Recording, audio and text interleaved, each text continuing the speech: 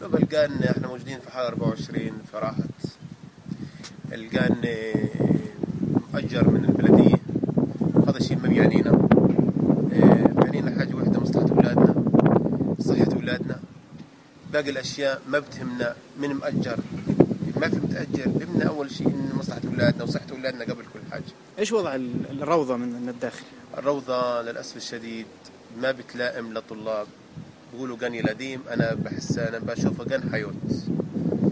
يعني أطفال ما بيتلائم للأطفال بالشيء ولا أي شيء من الأشياء. أنا شخصيا حكيت مع رئيس البلدية عدة مرات بيقول إن في روضة ثانية نبنيها في حارة 24 وفي يسوي لها موقع وكل شيء موجود. في مشكلة إن يجيبوها من مش عارف من أشدود من وين يجيبون، يعني كل شيء موجود. يعني بس قصة إنهم تأخير أولاد بيتعذبوا. إيش أكثر شيء بيضايق الأولاد داخل الروضة؟ أول شيء 3 أشياء. أول شيء الساكنين، فالأولاد بيتعلموا 8 ساعات من 8 للساعة 2 كل يوم في روضة. شبابيك ما فيها، تهوى ما فيها، رتيفوت رتيفوت مليان فيران.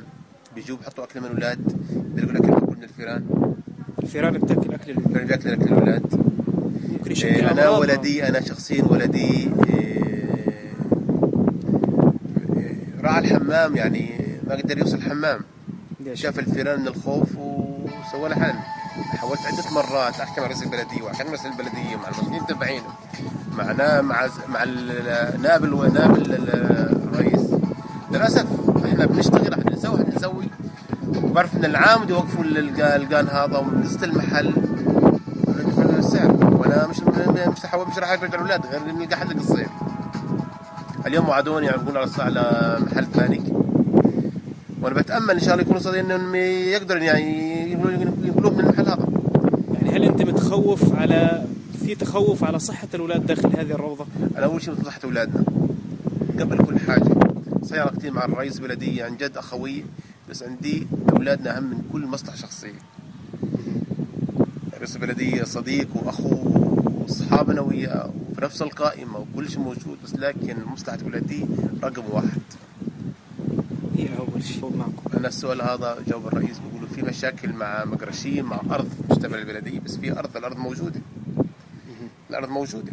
أصل اليوم قعدنا مع السيد عامر الرزايل مسؤول عن التربية والتعليم في البلد مع رئيس البلدية، وعدوني إحنا المشكلة هي اللي بنسوي أول مرة بنسوي ظهر. حكيت معه عدة مرات بس ما كان بيجوا.